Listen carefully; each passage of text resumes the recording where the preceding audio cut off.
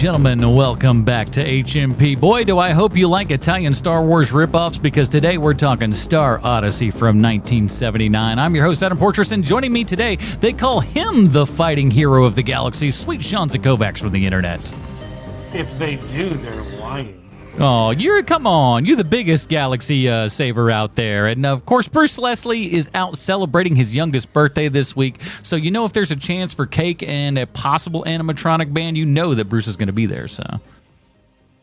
So we hope that he's having a good time out there. But, folks, we are talking Star Odyssey today because our folks over at patreon.com/HMP, those people get pre-show, post-show, Dinger Zone, and they get to vote on what we watch for this month. And this month, they have chose Sweet Shawnzy Loves Spaceships right to the top of the key. So two things right from the top. One is that and this is my own fault. This is no one else's fault but mine. Is that as you know, because I've said it in the past on the show, that this comes from my dad, because my dad would say to my sisters, "Oh, I bet you Sean's going to see that. Sean loves spaceships." I just spoke to him today about this, and he was like, "No, it's not Sean loves spaceships. It's Sean likes spaceships." Oh, I don't know why that makes a difference, but you weren't as passionate about it as you think, son. Oh, Sean's going to see that one. Sean likes spaceships. Like every time, and the fact that he said it so fast tells me that is actually true.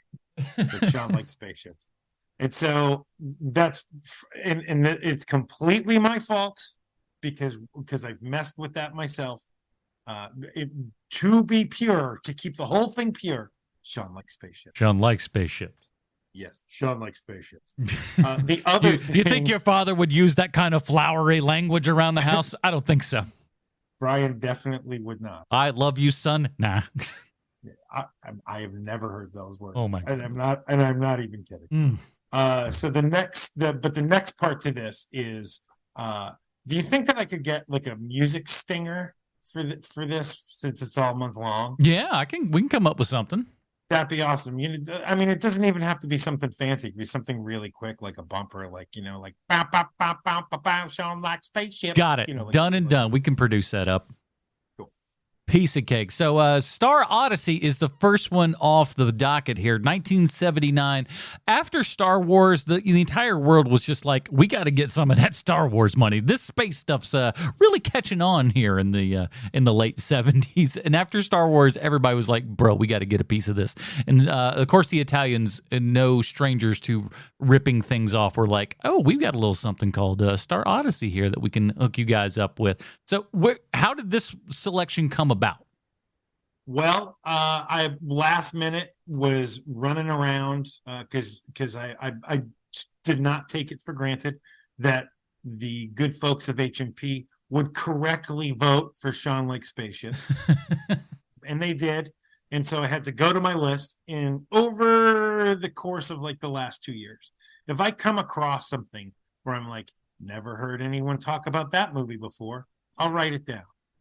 And one of those movies was Star Odyssey. And I did not have a star next to it, which is my own way of knowing this is going to be a great one. So this did not have that star. There was no star involved, you say? Right. And so for those of you who might have listened to our Message from Space episode, which might be the greatest find of all time of space movies that no one's ever spoken about, that one is one of one. And I knew we weren't going to outdo that movie. Pretty tough. So that was not the goal here. So I wanted to do something that is in that tradition of what I grew up with, which is that 77 Star Wars comes out. And for the next 10 years, everything is a knockoff of Star Wars, everything. And the Italian movies, Italians started with the knockoffs of the Westerns, and then they went to Jaws. Yep. There's a million Italian Jaws knockoffs, and then they moved to Star Wars. And so this is a real good representation of what knockoff Italian Star Wars looks like, Star Odyssey. And by that, I mean, this is a difficult movie. So we're going to have a lot of fun talking about it today, but us talking about it is probably more fun than watching the movie itself. Yeah, I would venture to say that's probably going to be a safe bet for everybody here. So just before we get into it, remember patreon.com/HMP. We'll talk about what we're going to start the voting again for next month for October. We got a lot of Halloween stuff. We'll talk about that towards the end of the show here. But let's get into it. Here's the IMDb plot line for Star Odyssey. As we know, IMDb always 100% correct in everything they say and or do. Earth is attacked by an intergalactic villain and his army of robotic androids. All right, I mean, okay, sure. This is what's wrong? What's wrong with just saying Italian Star Wars knockoff? Yeah, I mean, it's the same thing essentially. This is written by Alfonso Bersara, Massimo Lo Giacomo, and Giacomo Mazzucchelli. Sure. Well. Hold on, because the people Giacomo. who are that's the word. It's Giacomo. Yes. I did that right. I got it. The people who are credited in the movie itself, when they're showing the title cards, their names are Edward Gentry, yeah. whose real name is Massimo Lo Giacomo, Bill Robertson, who is Giacomo Mazzucchelli, and Al Bradley, who's better known as the director of this film, Alfonso Brescia. Good old Alfonso. Well, let me sell everybody on this here fake Star Wars because, boy, oh boy, this sucker's got everything. We got music by a cat walking on a keyboard, male pattern baldness in space, and we also got mustaches, and brother, does this movie have a variety. We got cast members dressed like Sub-Zero, cast members dressed like baked potatoes, stock footage galore, Professor Maury fawning over that guy. I love it. Eyebrows, high collars, trash can D2, eye magic, space gambling, extreme PDA, homemade Spider-Man shirt, show your pass, punch. A boxing movie breaks out. Poor man Cyberman, a poker game, then a live auction, bad skin, fright wigs, a junkyard car crushing, suicidal robots. By the way, your boy actually says robots. I love it. Moderate racism, light swords, group drug dealing, tin can spaceship, red light means hot, and a space dogfight that'll have you saying, dog, this movie's got everything. All right, so let's get into it right away because I have over 5 pages of notes. So as the credits roll, we get special effects not seen since educational movies of Sputnik.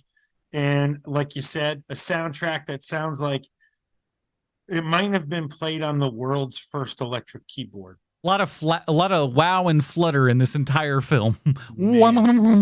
It's bad. It's really bad. And you can tell that it's somebody who's like, no, I can do it. And they got totally Peter Principle. By the way, with this music, I don't know if you've seen this one. I forget the name of it. There's a Riff Tracks movie where these little kids go to the North Pole to see Santa and everything. It's like a Dutch movie of some sort, for Netherlands kind of thing. And the music in that is the exact same music here. That boom, boom, boom, boom, boom, boom, that playful kind of crap. It is like, it is so indicative of that Swedish 70s bullcrap sound. It's so bad. At least there's a couple of songs in here that aren't just all boiling soup. There is clearly my nephew plays keyboard quality to the soundtrack of this movie for sure. Not great. Now we open the way all great movies open with a profile close-up of a woman wearing an unflattering leather skull cap that we'll never see again, warning people that there's an alien vessel approaching and its weapons are technologically superior to the weapons of Earth.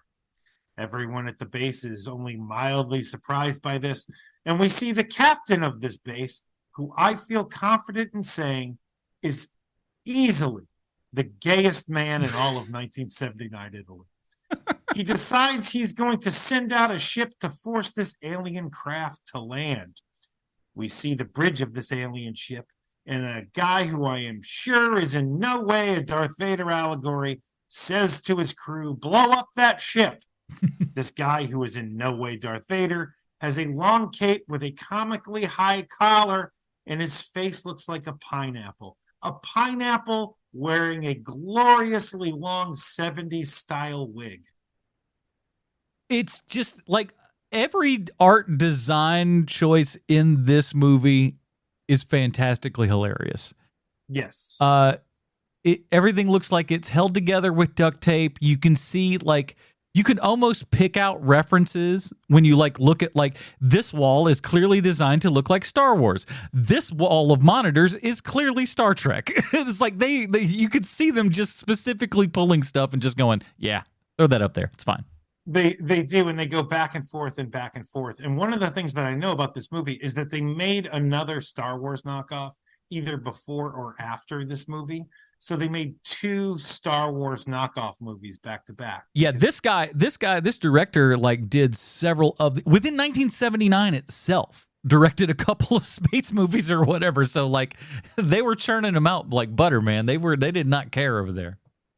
So there's a lot of things that are being used in both movies. You just know.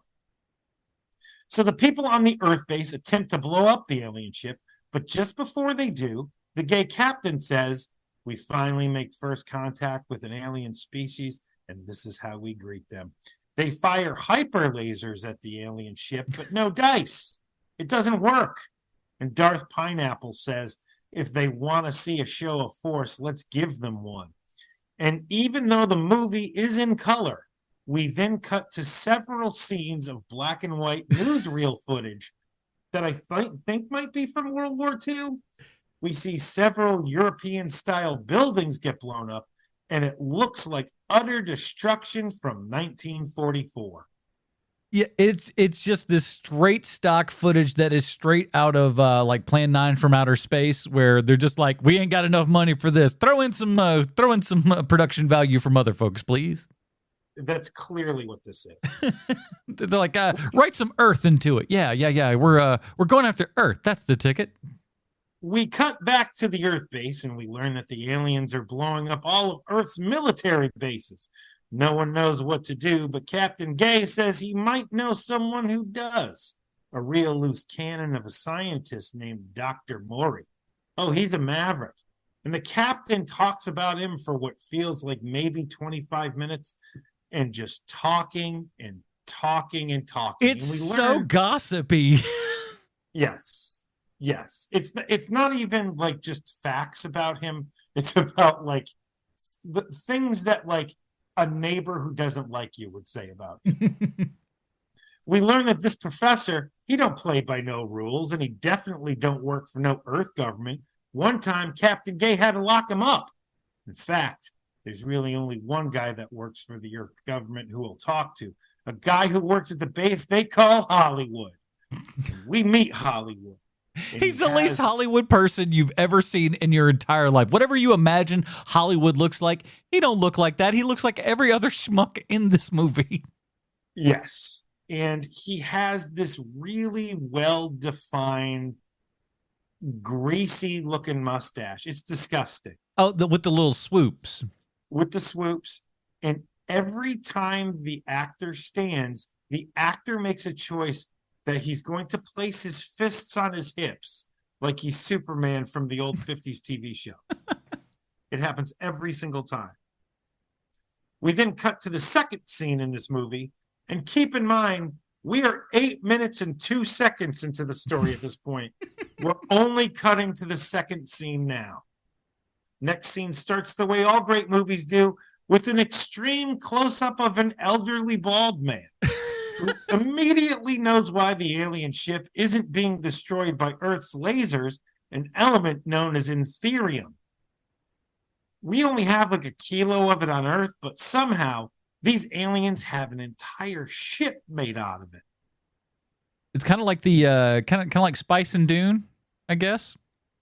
It does that. Spice does everything. Spice is a drug. Spice fuels stuff. It does all the things. It also waxes your car. There's a lot of that going on in this movie, though, of like, don't worry about it too much. There's a lot of that going on. We got swords. Shut up. We meet the professor's niece, who has the unflattering hairstyle of a woman who looks like she went through a messy divorce in the 70s. And if we thought the Earth-based set looked cheap, the makers of this movie said, "Hold my vino," because this set looks like it might have been filmed in the director's apartment. I'm not kidding about this. It really might have been. There are moments where you're just like, oh, you had access to this. Any main set piece that is, and we'll get to them. They're clearly just called, we had access to that. We're writing it into the story, by gum. Mm-hmm. We then meet Professor Maury's robot named Jeeves, and it looks like a Dalek and a Gonk droid had a trash can baby. And like a miracle bestowed upon us from our Lord and Savior, this robot doesn't speak. So sad. But he's got blinking lights, as is the case with everything in this. This is how this movie shows you that it is technologically advanced, is lights be blinking all the time, everywhere. They do. They do be blinking. If it's on a screen, it's blinking. If it's on some little button over here, it's blinking. It's blinking everywhere because that's what they believe is technology, blinking lights. That's right. Then Hollywood shows up at the professor's place, grossing the place up with his terrible mustache. Hollywood asks the professor if he'll help save the Earth. And in a scene that had to be made intentionally funny, I stand by this. It had to be funny on purpose. Maury says, "I'll help, but under my conditions." Cut to Captain Gay saying immediately, "No conditions, Maury." The only thing missing from this scene is the whoop sound. We learn that the professor knows these guys who can invent something that can beat Ethereum. Only problem is they're in prison. Hollywood's going to have to break them out with the help of a guy who's really good at it. As Professor Maury calls him, he's really good at opening doors. Let me get you. Hold on one sec. Really get you because the mic's going a little away on me here. Uh-oh. Okay. I think we're okay. Just choke up on a little bit harder there for me. I am testing my microphone. There we go. That's a little better. Okay. At first, Hollywood refuses, but Professor Maury uses some sort of ill-defined wizard power to convince Hollywood to do it. We then cut to a space casino where we see a guy wearing leather pants making kissy eyes at a hot lady who's losing at gambling. So this dude in leather pants cheats by using his ill-defined wizard powers to rig the game. And then he makes the hot lady win. And when she does, they totally make out. And just when you think things are going to start getting good, some goon in a red jumpsuit comes out and croc blocks him. And he says, "Hey, aren't you Dirk Laramie, the guy who can see through cards?" And then the palooka in the red jumpsuit and two other goofballs get into a brawl with Dirk right there in the space casino. This would be exciting if it weren't one of the poorest shot movie fights of all time. There's people doing flips. We got people punching. We got tables turning over. And we see Professor Maury's niece with the bad hairdo looking on, and she's impressed at what she's seeing and maybe a little turned on. I guess we'll find out later. A lot of punching and jumping. So much jumping in this movie that, like, the one guy specifically, there's one guy who, like, clearly enjoys his jumping and and will take any opportunity to just, like, kind of slightly stand outside of frame and then, jump into frame and everything. It's really great. Yeah, the boxer who we'll meet later. The fight continues. But because it's so poorly directed, I can't tell who's winning. And then the lights go out and we cut to later where Dirk is buried under a mountain of seat cushions for some reason. And I think we're supposed to understand that Dirk has lost the fight That's what I got. And, Like it was a big giant melee, and he just got whooped, but somehow ended up in a couch fort. right. He is in a couch fort. And he's awakened by Professor Maury's niece, who from this point forward, I'm going to call Maud, because she looks like B. Arthur's younger, slightly, and I mean slightly more attractive sister.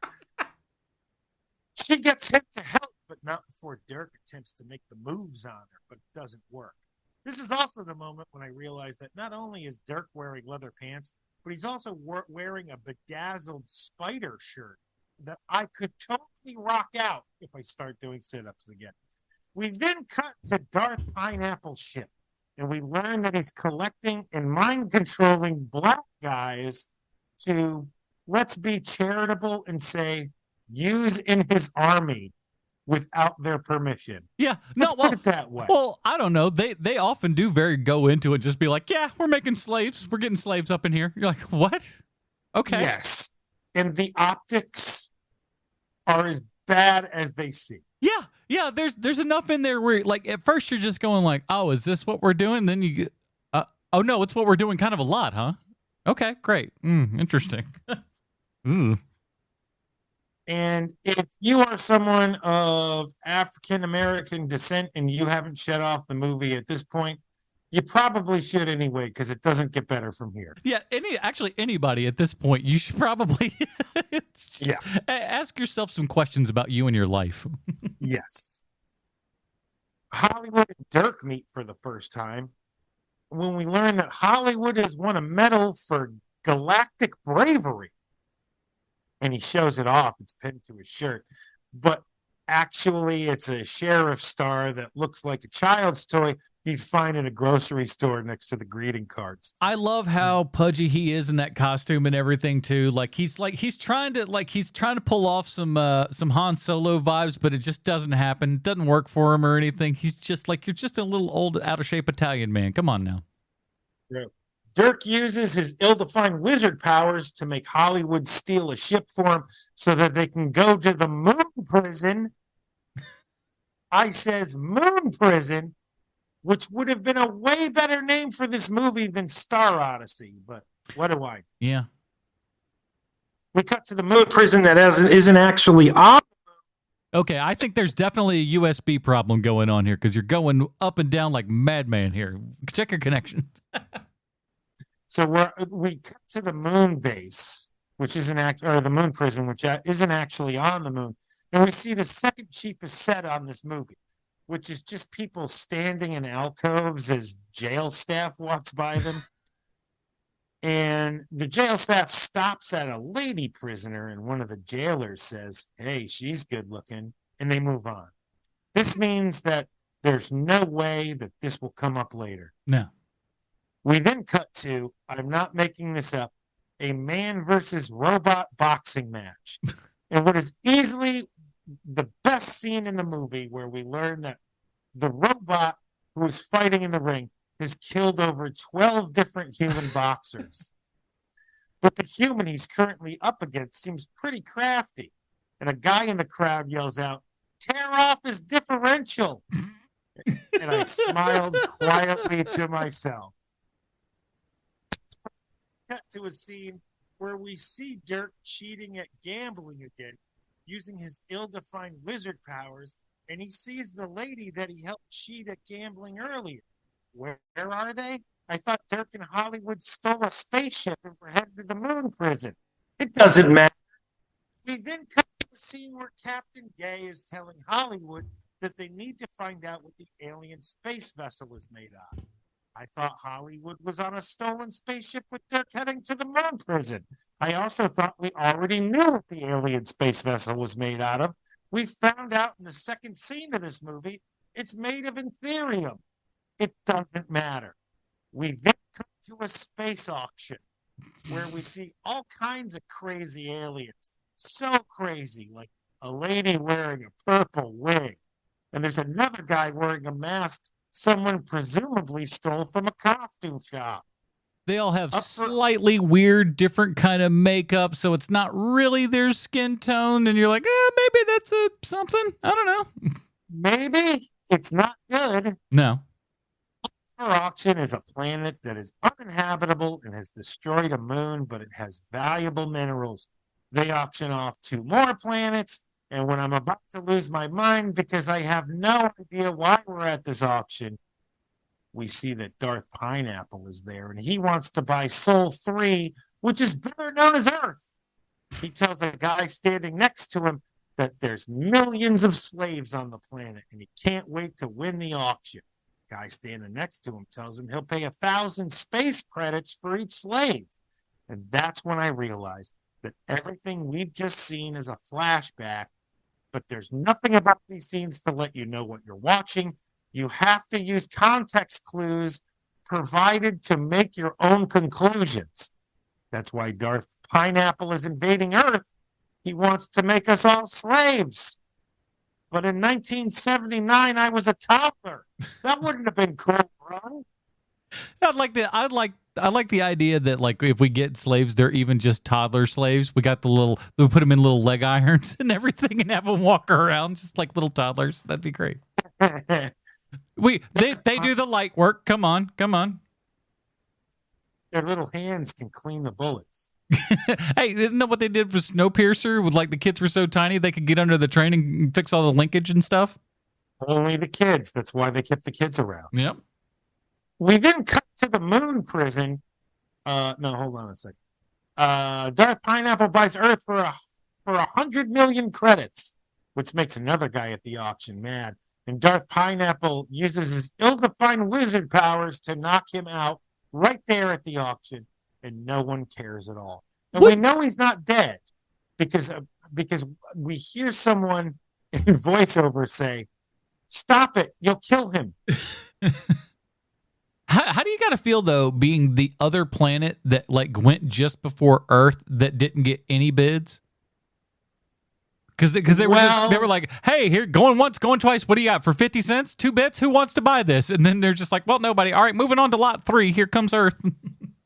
There was nobody there. There was nobody on the planet. There's no one to offend. Yeah, but at the end of the day, though, fast forward to the end of the movie, they're like, we're going to get our own planet, which I still believe is like the only thing a white person would ever say. We're getting our own planet.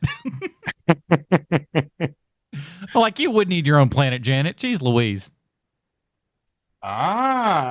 We then cut to the moon prison where one of the guards can't stop peeping on that hot lady in the prison cell. He decides he's going to unfreeze her so he can make smacky face with her. And when he does, she's totally into it. Best idea ever, the prison guard thinks. Only what's this? The whole thing was a ruse. She lets out another guy from his prison cell who lets out all the prisoners. You know what, guys?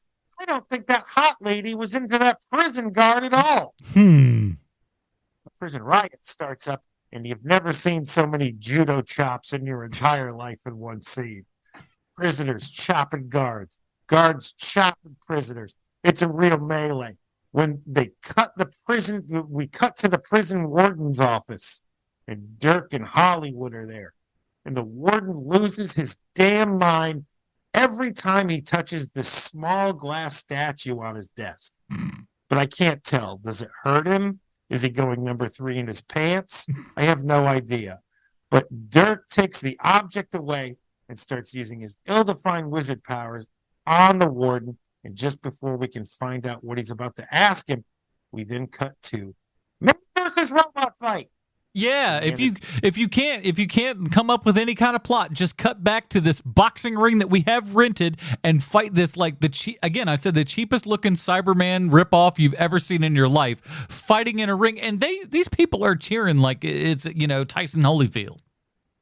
When I say robot in the boxing ring, what I really mean is a morbidly obese man with a helmet on his head that sort of looks like a robot, and he's all silver, and you can literally see that the man is wearing shorts. Yeah, the 1962 Cybermen's were like way better quality than this was. Really? So man versus robot fight. Man is doing flips, punching the robot like crazy, but isn't having any effect. The announcer even says, how much more can this guy take? When all of a sudden, this boxer The dude knocks down the referee and pushes the robot over the fallen ref, making the robot fall over where he can't get back up. Human has defeated the robot. And when the robot's on the ground, you can see the guy inside the robot. Like you can see his eyes, his actual human eyes through the robot eyes, completely ruining this amazing special effect. I like how the referee also looks like he's wearing an alternate version of Mork from Ork's outfit. Oh, that's funny because you know what this movie really reminds me of? Most of the costuming looks like Logan's Run to me. Yeah, little Logan's Run, and of course with all the collars, you definitely have some of the Flash Gordon kind of stuff in there as well. Yeah. Ton of that going on. A little Ming stuff for sure, to be sure, in this movie. Yes. So we come back to the moon prison. Man, for a movie with a robot fighting a human in a moon prison, this movie is not nearly as awesome as it should be. But we come back to the moon prison where Hot Lady and her friend are being released into the custody of Dirk and Hollywood. Cut back to the man versus robot boxing, where we find out that Mom this guy, and she won a bunch of money.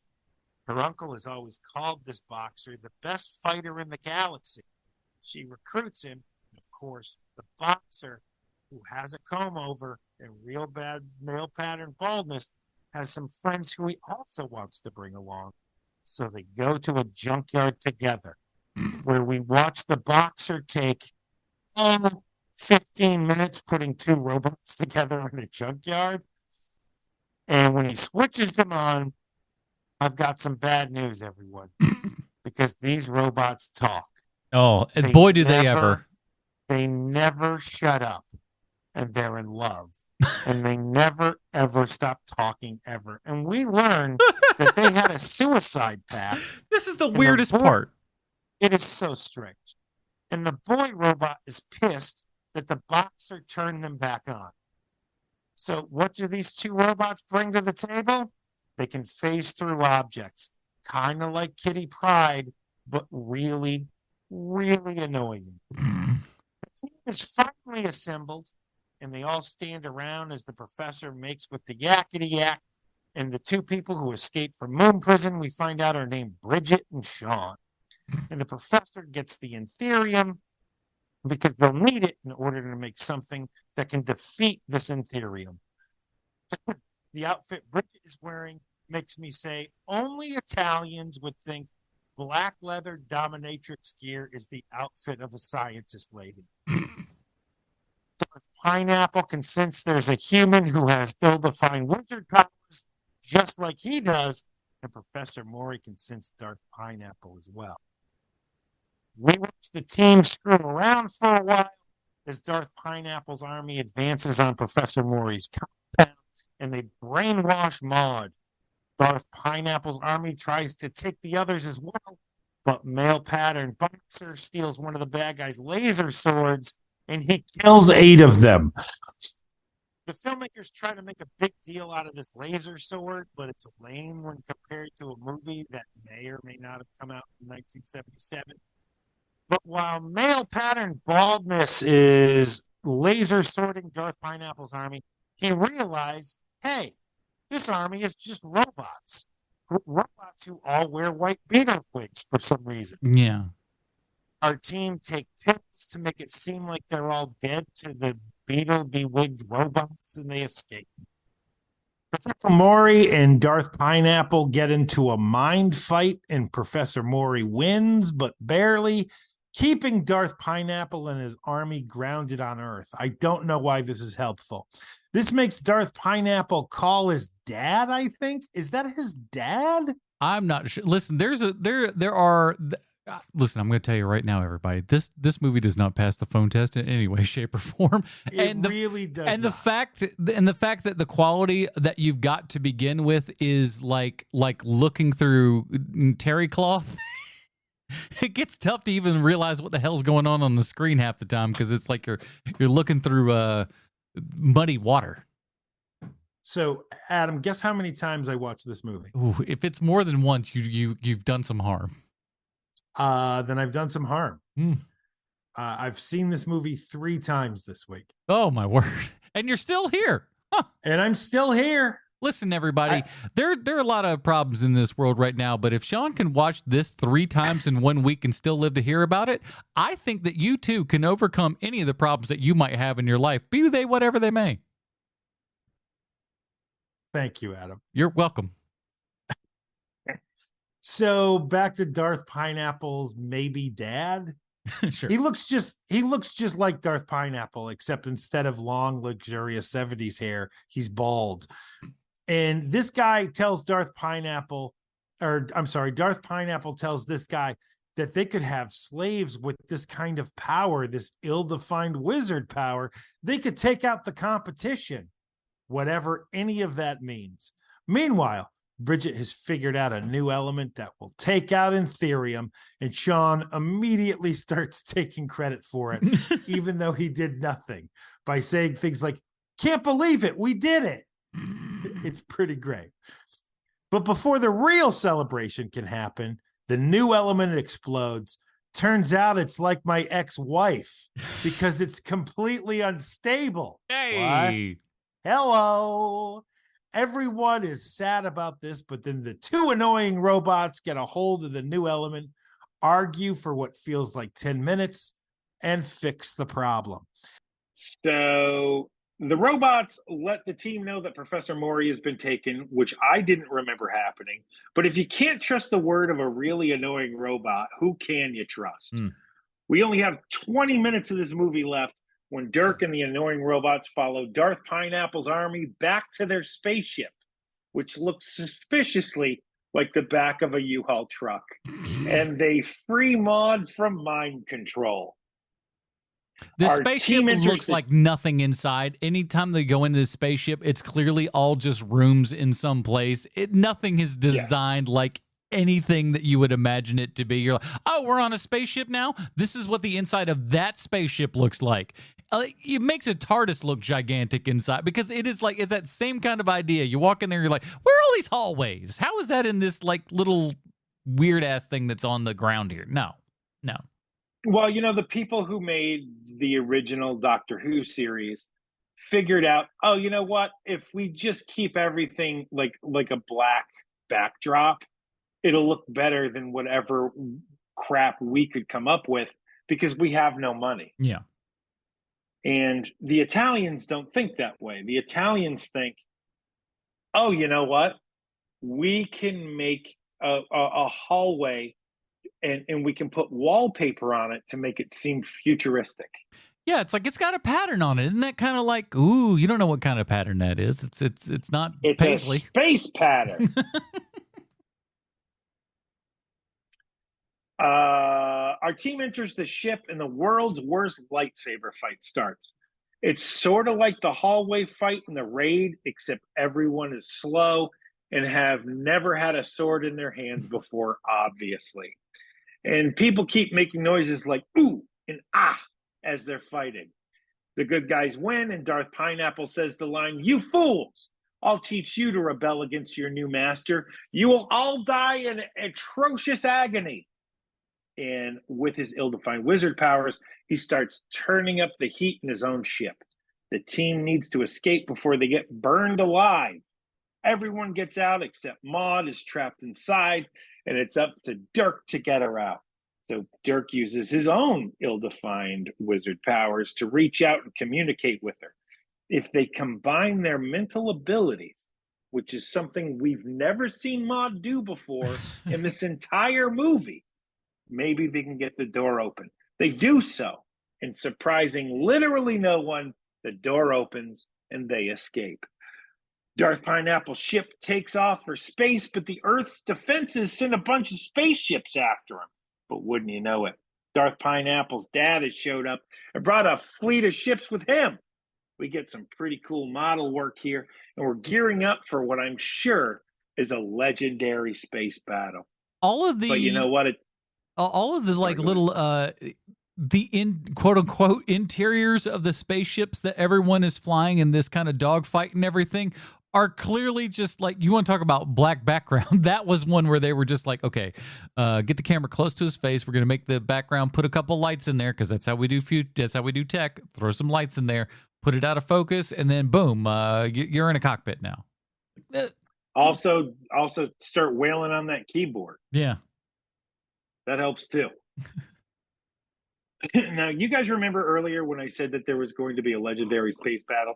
It turns out I was wrong. It's not legendary. Immediately at the start of the battle, Captain Gay gets blown up, and the other pilots say lines exactly like this. They sound exactly like this. They're just too fast for us. The anti-Ethereum isn't working. Now, Professor Maury has an idea. They're selling it too hard. They're selling it too hard in this show. That's their problem, is that they just believe in it too much. Look, I know it's not the people who made this movie's fault. I know it's the people who do the dubbing's fault, but like, come on, guys. You know, let's pretend to care. It's not that we care. It's that it seems like we care. Yeah, as long as we feel like you care. I mean, you don't have to actually care. That's okay. Mm-hmm. Professor Maury has an idea. He can use his ill-defined wizard powers to slow down the bad guys' engines, putting the Earth fleet on equal footing, and by George, it works. Everyone survives the firefight, except Hollywood, who dies heroically, and Dirk and Maude commemorate his sacrifice by doing the stuff, as Adam Porter so eloquently put it nearly 10 years ago.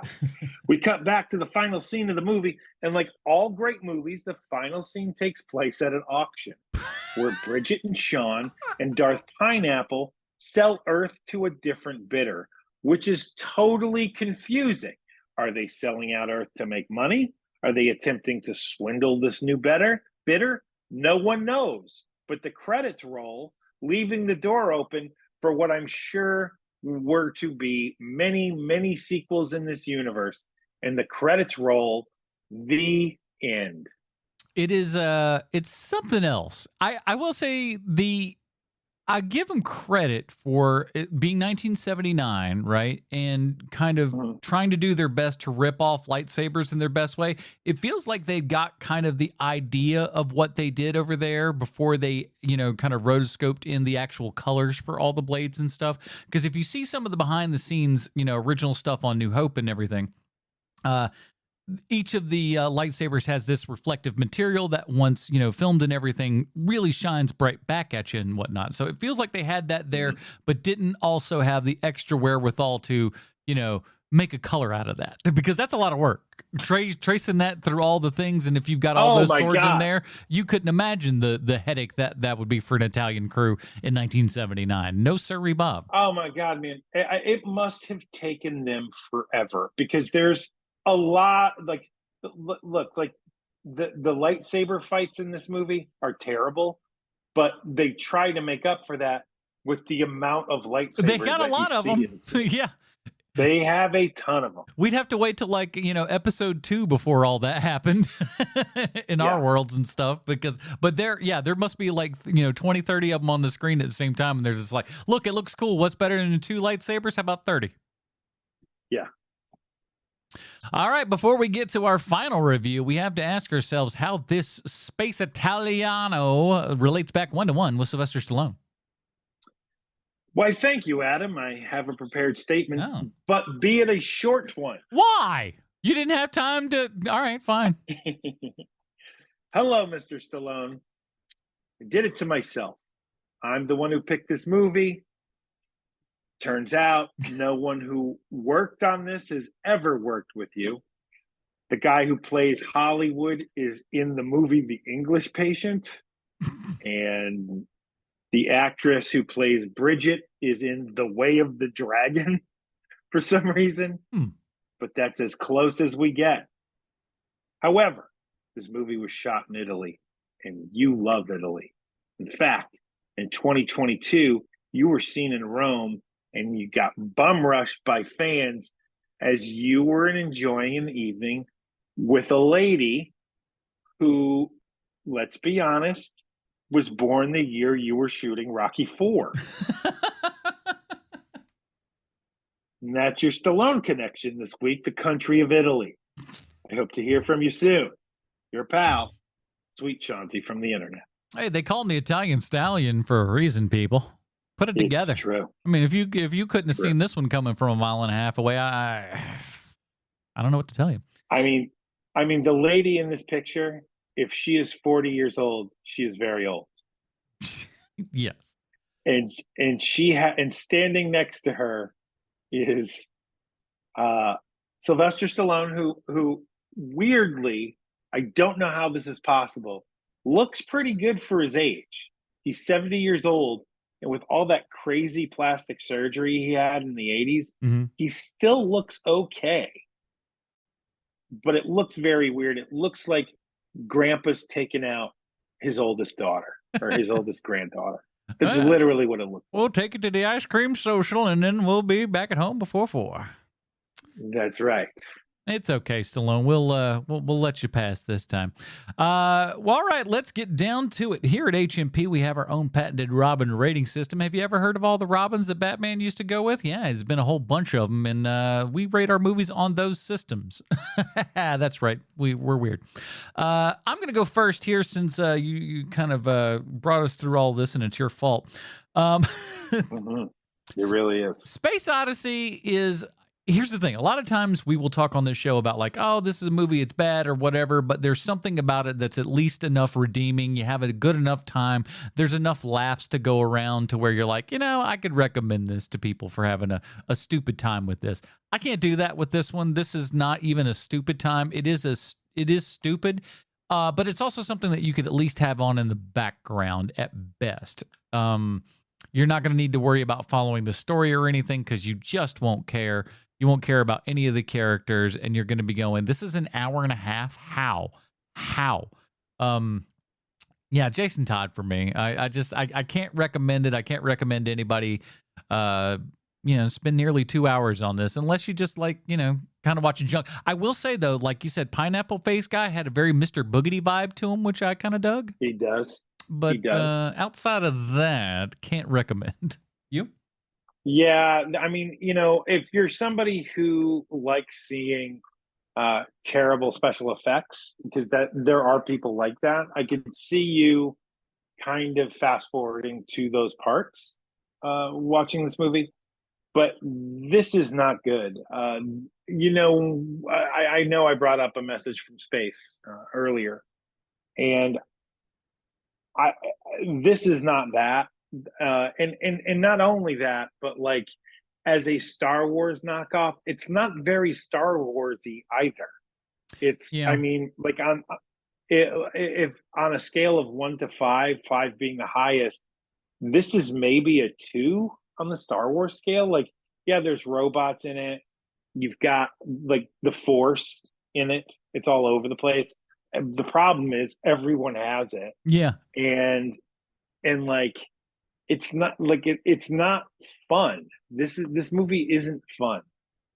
So for me, it is a Dick Grayson. But if you want, sorry, it's a Jason Todd. Oof, I wish you could have seen my eyes grow at that point. I was like, I'm sorry, what now? We took a left turn here all of a sudden.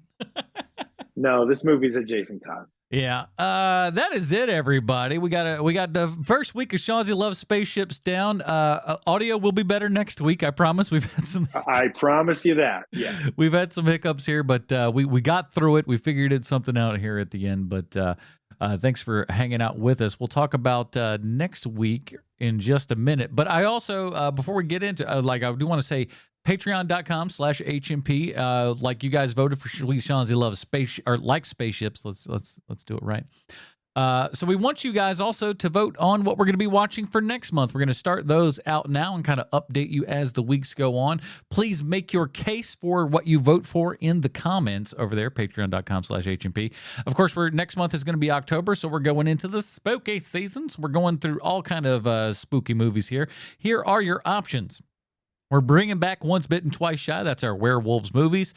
We have Ghosts of Halloween Past. It's going to be all ghost-type movies. The Occult. You can put 2 and 2 together, I would hope. Slash Mataz. That's a slasher flicks. We have Monster Mashup or Children's Halloween. We just spoke of Mr. Boogedy earlier. So, things of that nature. Your Your A horror good for title small for children. that one. A good title for that one is Fun-Sized Halloween. Okay, fun size Halloween. So we got those up. Those will be there at patreon.com/HMP. And we'll update you as the weeks go on there. And of course, like I said, make your case in the comments. Sway people in your particular direction. Sean, what do we got for Sean likes spaceships next week?